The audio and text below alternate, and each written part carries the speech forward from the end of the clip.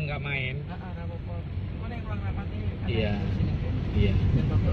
Kita berada di depan kantor Tunas.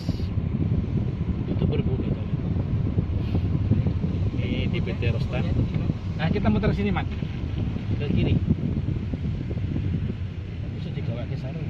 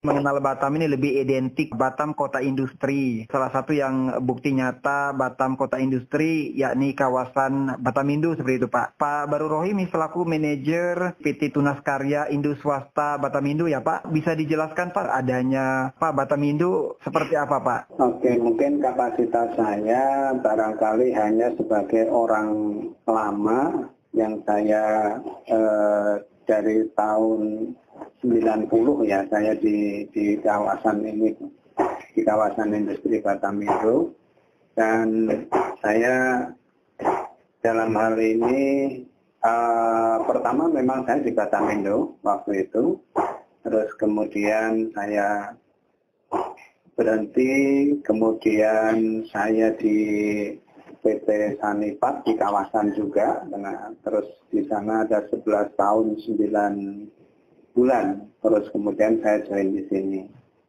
Nah, dalam pengalaman atau kesaksian yang saya amatin, saya karena tidak keluar dari kawasan industri Batamindo dalam berkarir, saya di kawasan Batamindo ini, jadi yang bisa saya sampaikan adalah bahwa ketika Batamindo ini dijadikan sebuah dulu sebagai kawasan boleh dikatakan yang terbesar ya, dan satu-satunya boleh dikatakan begitu di tahun 90 sampai kemudian rame-ramenya itu sampai ke tahun 2000 ya, 90 ke tahun 2000 ya. Pokoknya kalau sudah dimulai di era reformasi, itu sudah mulai ada perubahan-perubahan. Karena memang secara regulasi juga ada berubah. Regulasinya berubah. Kalau di era Orde Baru, karena dulu adalah Batam ini kan boleh dikatakan kan kerjasamanya antara RI 1 dengan dengan Singapura ya, boleh dikatakan begitu ya. Nah, perusahaan-perusahaan yang ada di Batam, khususnya juga di kawasan industri Batamindo dan khususnya Batamindo itu sendiri, itu salah satu adalah bagian daripada berdirinya di era Orde Baru. Nah, sehingga yang saya amati atau yang saya saksikan bahwa memang ada perubahan-perubahan secara signifikan menurut saya. Kalau dulu itu karena sentralistik komandonya adalah di atas, jadi semua instruksi itu bahasanya sampai ke tingkat RT nyambung begitu ya. Satu visi menuju ke satu tujuan begitu. Tapi kalau sekarang ini kan tidak. Kaitannya dengan di kawasan industri Batamindo yang ingin saya sampaikan, kesaksian saya lah dalam hal ini, sebelum adanya kawasan industri yang lain, memang di sini ini adalah tumpuhan daripada daerah-daerah lain untuk menopang, bahasanya untuk menopang saudara-saudara kita untuk bekerja ke sini. Sehingga metode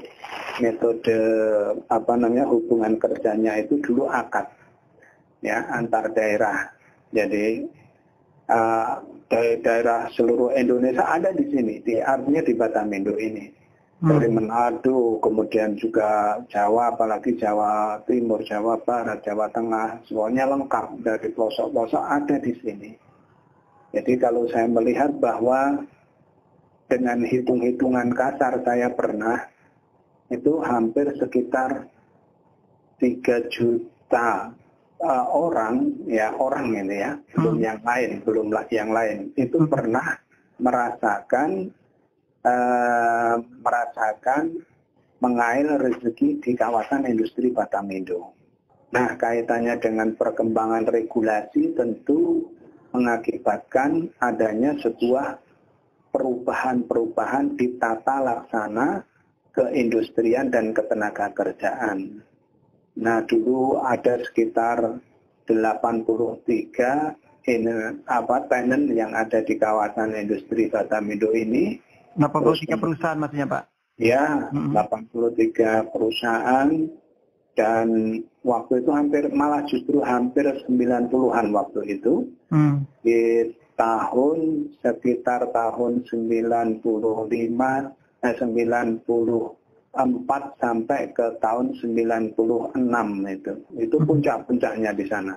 Terus kemudian dengan total sekitar 80-an ribu karyawan yang ada di kawasan industri Batamindo. Pak Baru Rohim melihat Pak gimana kalau Bapak mengatakan ada sekitar 90-an, kok sekarang bisa berkurang seperti itu Pak ya? Ya, sekarang Pak yang mengalami perubahan dari dulu sampai dengan sekarang Pak di Batamindo? Kalau perubahan tentu dari jumlah,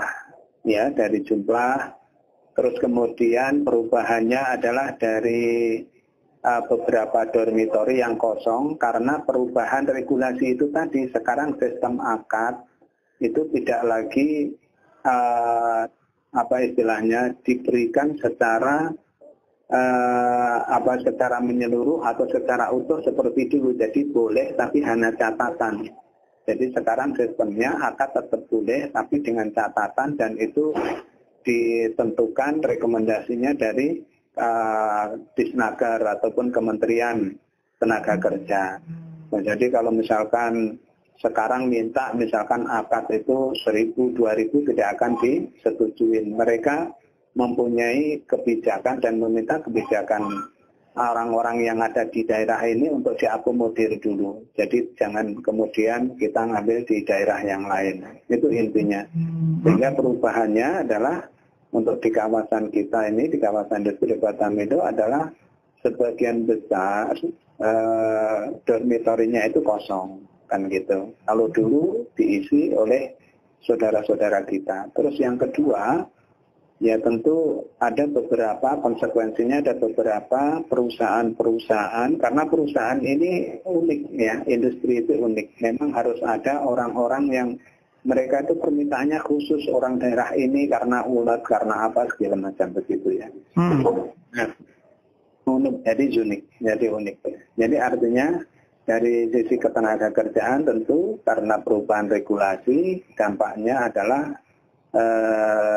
sebagian kosong di dormitori yang ada di kita di kawasan industri Batamindo, terus kemudian mempengaruhi daripada jumlah tenant atau perusahaan yang ada di sini. Sebagian mereka keluar itu karena kalah bersaing. Yang kedua memang teknologi, ya. Yang ketiga mereka pindah ke daerah lain yang biaya tenaga kerjanya itu tidak besar seperti yang ada di sini. Kalau sekarang ini kan besar sekali biaya tenaga kerja di sini. Memang hidup di Batam memang biayanya besar. Nah ini pemerintah belum mampu sampai saat ini itu menekan harga itu belum mampu. Sehingga apa yang diterima oleh karyawan yang notabene-nya adalah sendiri sekalipun itu ya mohon maaf hanya dan mereka juga sifatnya artinya mereka itu teman-teman atau adik-adik kita itu walaupun single mereka konsumtifnya tinggi tidak cukup gitu sehingga menuntut lagi. Nah biasanya perusahaan kalau sudah dituntut oleh karyawan apakah melalui lembaga serikat ataupun sendiri ataupun apapun itu biasanya sudah mulai guncang gitu perusahaan ini. Kalau total jumlah aja kalau 80 sekarang ini ada beberapa 70 tapi 70 itu ada yang baru ya artinya ada yang baru. Saya tidak mempunyai catatan persis tapi yang saya ingat itu ya sekitar plus minus sekitar hampir 20-an ya. Yang tutup 20-an.